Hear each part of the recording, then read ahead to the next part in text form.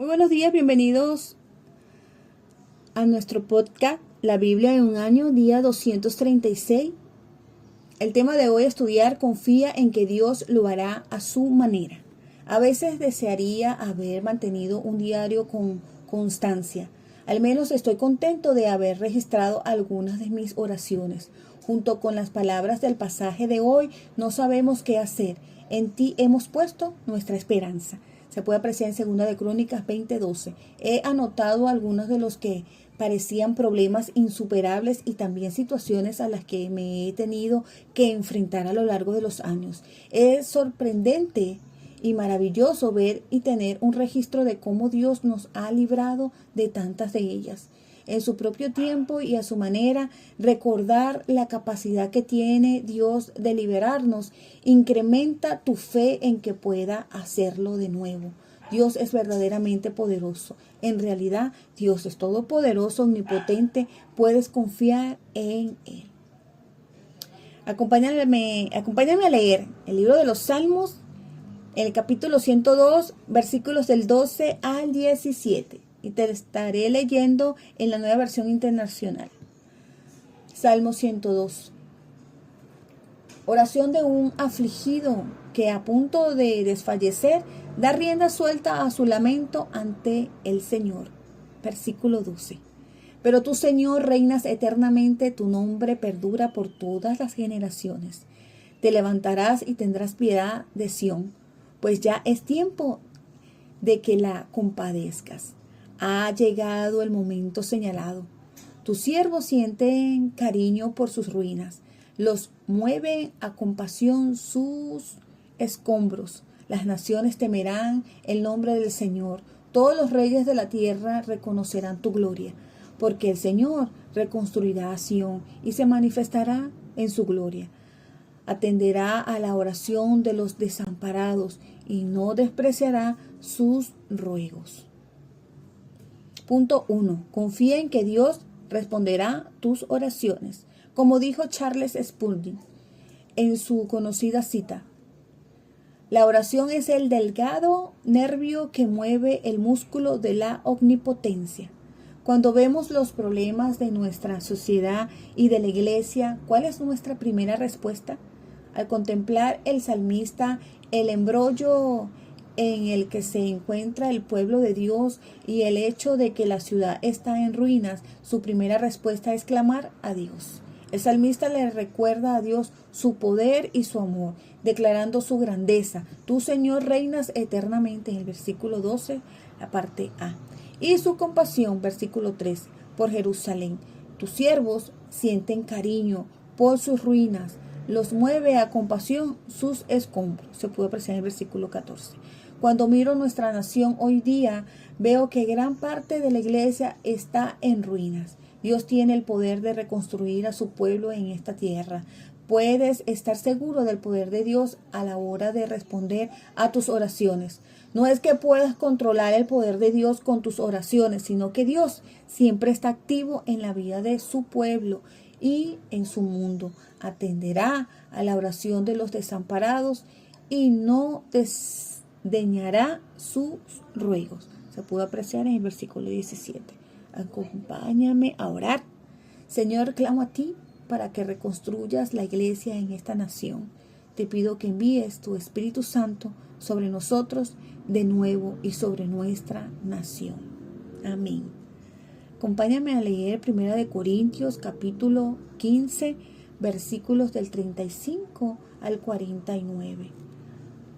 Tal vez alguien pregunte, ¿cómo resucitarán los muertos? ¿Con qué clase de cuerpo vendrán? ¡Qué tontería! Lo que tú siembras no cobra vida a menos que muera. No plantas el cuerpo que luego ha de nacer, sino que siembras una simple semilla de trigo o de otro tipo. Pero Dios le da el cuerpo que quiso darle y a cada clase de semilla le da un cuerpo propio. No todos los cuerpos son iguales. Hay cuerpos humanos, también los hay de animales terrestres, de aves y de peces. Asimismo, hay cuerpos celestes y cuerpos terrestres. Pero el esplendor de los cuerpos celestes es uno y el de los cuerpos terrestres es otro.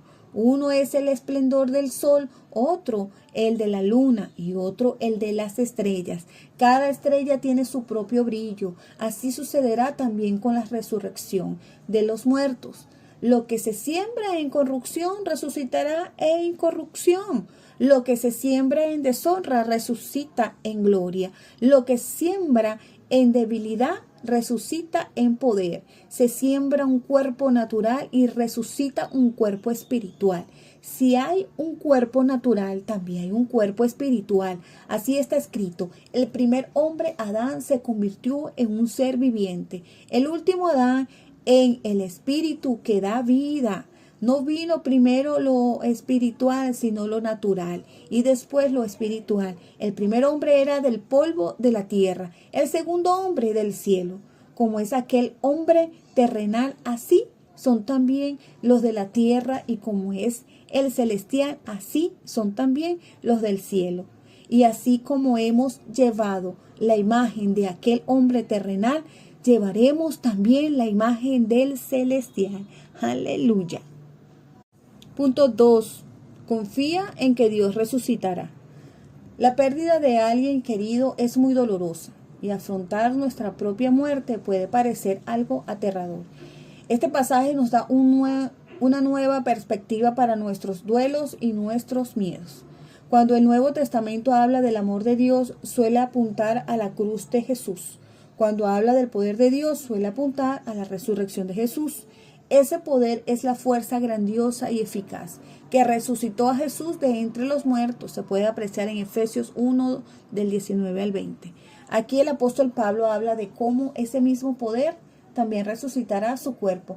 Usa la analogía de una semilla de trigo, la cual no alcanza su potencial completo a menos que primero muera y sea enterrada. Lo que tú siembras no cobra vida a menos que muera. Primera de Corintios capítulo 15 versículo 36. Aunque tiene un aspecto muy diferente, hay una continuidad entre la semilla y el trigo. Por la resurrección de Jesús puedes confiar en que Dios también te resucitará a ti, a su manera, lo cual será infinitamente mejor que lo que podamos imaginar nosotros. Al escéptico que se pregunta ¿cómo resucitarán los muertos? ¿Con qué clase de cuerpo vendrán? Pablo le respondió: ¡qué tontería! Lo que tú siembras no cobra vida a menos que muera. No plantas el cuerpo que luego ha de nacer, sino que siembras una simple semilla de trigo o de otro grano. Pero Dios le da el cuerpo que quiso darle, y a cada clase de semilla le da un cuerpo propio. Se pudo apreciar en los versículos del 35 al 38. Señala la inmensa variedad que hay en la creación de Dios, lo que sugiere de paso que no deberíamos intentar ser como ninguna otra persona. Está bien ser diferente, la diversidad es buena. Te dará cuenta de que la variedad de cuerpos es sorprendente. Humanos, animales, pájaros, peces. Como dice el mensaje, puedes ver un reflejo de la diversidad de la gloria de la resurrección, viendo la diversidad de cuerpos que hay no solo en la tierra, sino también en los cielos, el sol, la luna, las estrellas. Todas esas variedades de belleza y brillo, y eso que solo estamos mirando, las semillas anteriores a la resurrección. ¿Quién puede imaginarse cómo serán las plantas de la resurrección? Se puede apreciar en los versículos del 40 al 41 en la versión El Mensaje. Continúa diciendo: esta imagen de plantar una semilla muerta que resurge como una planta viva, como mucho no es más que un boceto, pero puede que nos ayude a comprender el misterio del cuerpo de resurrección, pero solo si somos conscientes de que cuando somos resucitados, lo somos para siempre, para estar vivos eternamente. El cuerpo que se planta no es bello, pero cuando es resucitado se vuelve glorioso. Algo que se deposita en la tierra en debilidad resurge lleno de poder. La plantación de la semilla es natural. El crecimiento de la semilla es sobrenatural. La misma semilla, el mismo cuerpo, pero qué diferencia entre cuando fue depositado en la tierra en mortalidad física y cuando fue resucitado a la inmortalidad espiritual. Se pudo apreciar en los versículos del 42 al 44 en la versión El Mensaje. El cuerpo de resurrección y el cuerpo espiritual tienen la misma sustancia aunque transformada. La resurrección es la creación ex vetere de lo viejo y no ex nihilo de la nada. La planta viene de la semilla. Nuestros cuerpos presentes no serán reemplazados por nuevos cuerpos, sino transformados en nuestros cuerpos de resurrección. Jesús siguió siendo reconocible para sus seguidores. Con algo de ayuda, había una continuidad y una discontinuidad en el cuerpo de resurrección. Jesús podría atravesar paredes y seguir comiendo pescado. Lo que ocurrió a Jesús te ocurrirá a ti. Tú como Adán tienes un cuerpo natural. Un día como Jesús, el segundo Adán, tendrás un cuerpo espiritual. Se puede apreciar en los versículos 44 al 48. Y así como hemos llevado la imagen de aquel hombre terrenal, llevaremos también la imagen del celestial. En el versículo 49 se pudo apreciar. Acompáñame a orar. Señor, gracias porque al igual que Jesús murió, fue sepultado y resucitado a la vida también. Seremos resucitados mediante tu poder y tendremos un cuerpo espiritual como Jesús. Amén. Vamos a estar leyendo Segunda de Crónicas, los capítulos del 18 al 21. Segunda de Crónicas, capítulo 18, versículo 28. El rey de Israel y Josafat, rey de Judá, marcharon juntos contra Ramot de Galaad. Allí el rey de Israel dijo a Josafat: yo entraré a la batalla disfrazado, pero tú te pondrás tu traje real. Así que el rey de Israel se disfrazó y entró al combate.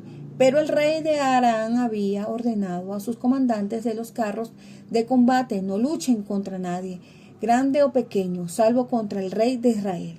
Cuando los comandantes de los carros vieron a Josafat, pensaron: este es el rey de Israel. Así que se volvieron para atacarlo. Pero Josafat gritó y Dios, el Señor, lo ayudó haciendo que se apartaran de él. Entonces los comandantes de los carros vieron que no era el rey de Israel y dejaron de perseguirlo. Sin embargo, alguien disparó su arco al azar e hirió al rey de Israel. Entre las piezas de su armadura, el rey ordenó al que conducía su carro: da la vuelta y sácame del campo de batalla, pues me han herido.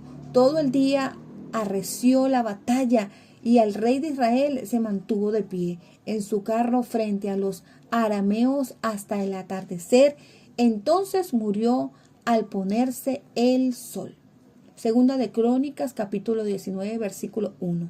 Cuando Josafat, rey de Judá, regresó sin ningún contratiempo a su palacio en Jerusalén, el vidente Jehú, hijo de Jonaní, fue a visitarlo y dijo: ¿cómo te atreviste a ayudar a los malvados, haciendo alianza con los enemigos del Señor? Por haber hecho eso, la ira del Señor ha caído sobre ti, pero hay cosas buenas a tu favor, pues has quitado del país las imágenes de la diosa Acera y has buscado a Dios de todo corazón. Josafat nombra jueces.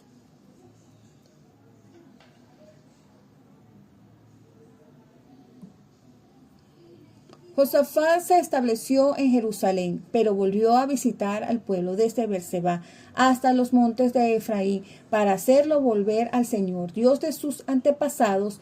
En cada una de las ciudades fortificadas de Judá nombró jueces y les advirtió: tengan mucho cuidado con lo que hacen, pues su autoridad no proviene de un hombre, sino del Señor, que estará con ustedes cuando impartan justicia. Por eso teman al Señor y tengan cuidado con lo que hacen, porque el Señor nuestro Dios no admite la injusticia, ni la parcialidad, ni el soborno. En Jerusalén Josafat designó también a levitas, sacerdotes y jefes de las familias patriarcales de Israel para que administraran las leyes del Señor y resolvieran pleitos. Estos vivían en Jerusalén. Josafat les ordenó: ustedes actuarán con fidelidad e integridad bajo el temor del Señor. Cuando sus compatriotas vengan de las ciudades y sometan al juicio de ustedes casos de violencia o algún otro asunto concerniente a la ley, los mandamientos, los estatutos y ordenanzas, ustedes les advertirán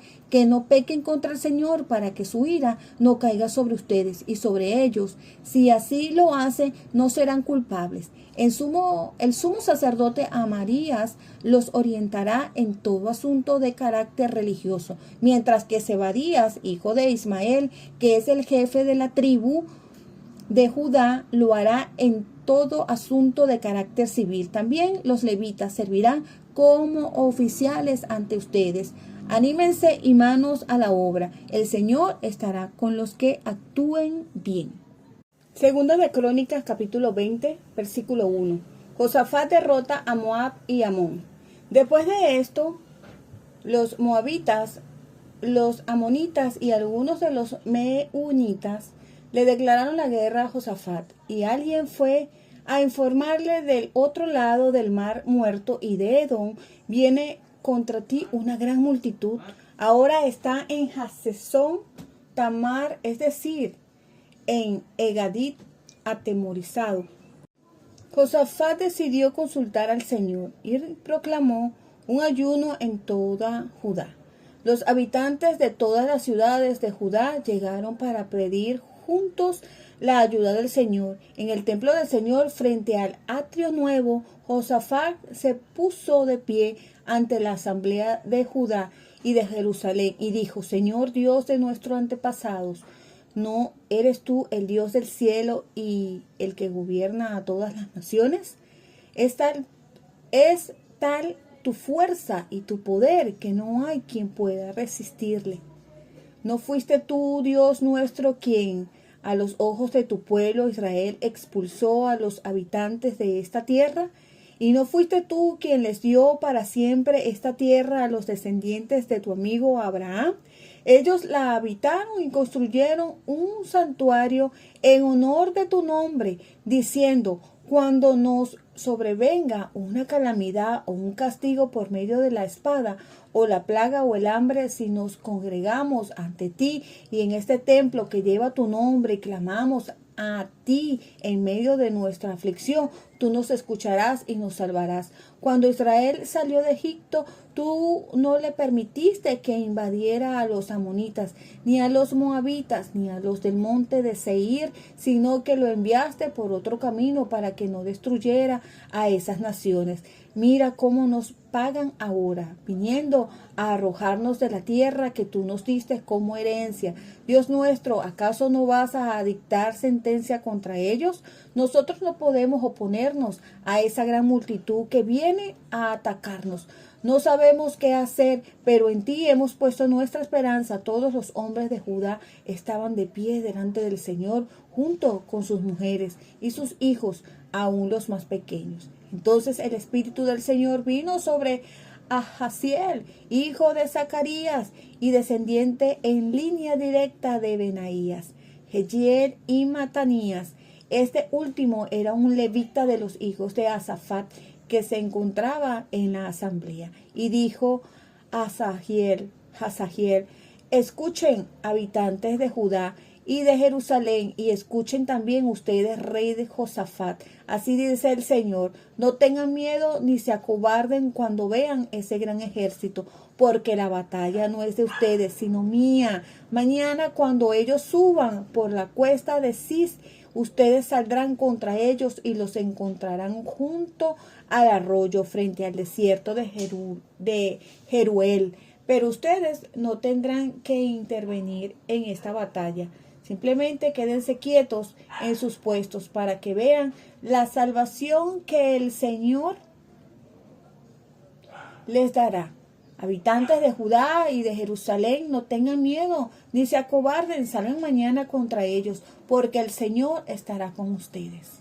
Josafat y todos los habitantes de Judá y de Jerusalén se postraron rostro en tierra y adoraron al Señor. Los levitas de los hijos de Coat y de Coré se pusieron de pie para alabar al Señor Dios de Israel a voz en cuello. Al día siguiente madrugaron y fueron al desierto de Tecoa. Mientras avanzaban, Josafat se detuvo y dijo: habitantes de Judá y de Jerusalén, escúchenme confíen en el Señor su Dios y estarán seguros. Confíen en sus profetas y tendrán éxito.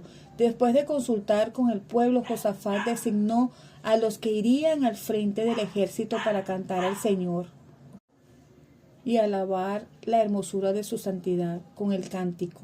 Den gracias al Señor, pues su gran amor perdura para siempre. Tan pronto como empezaron a entonar este cántico de alabanza, el Señor puso emboscadas contra los amonitas, los moabitas y los del monte de Seir, que habían venido contra Judá, y los derrotó. De hecho, los amonitas y los moabitas atacaron a los habitantes de los montes de Seir y los mataron hasta aniquilarlos. Luego de exterminar a los habitantes de Seir, ellos mismos se atacaron y se mataron unos a otros. Cuando los hombres de Judá llegaron a la torre del desierto para ver el gran ejército enemigo, no vieron sino los cadáveres que yacían en tierra. Ninguno había escapado con vida. Entonces Josafat y su gente fueron para apoderarse del botín. Entre los cadáveres se encontraron muchas riquezas, vestidos y joyas preciosas. Cada una se apoderó de todo lo que quiso hasta más no poder. Era tanto el botín que tardaron 3 días en recogerlo. El cuarto día se congregaron en el valle de Beracá y alabaron al Señor. Por eso llamaron a ese lugar el valle de Beracá, nombre con el que hasta hoy se le conoce. Más tarde todos los de Judá y de Jerusalén, con Josafat a la cabeza, regresaron a Jerusalén llenos de la alegría porque el Señor los había librado de sus enemigos. Al llegar a Jerusalén fueron al templo del Señor al son de liras, arpas y trompetas. Al oír las naciones de la tierra cómo el Señor había peleado contra los enemigos de Israel, el temor de Dios se apoderó de ellas. Por lo tanto, el reinado de Josafat disfrutó de tranquilidad y Dios le dio paz por todas partes. Fin del reinado de Josafat. Versículo 31. Josafat tenía 35 años cuando comenzó el reinado en Judá y reinó en Jerusalén 25 años. El nombre de su madre era Azubá, hija de Silhi.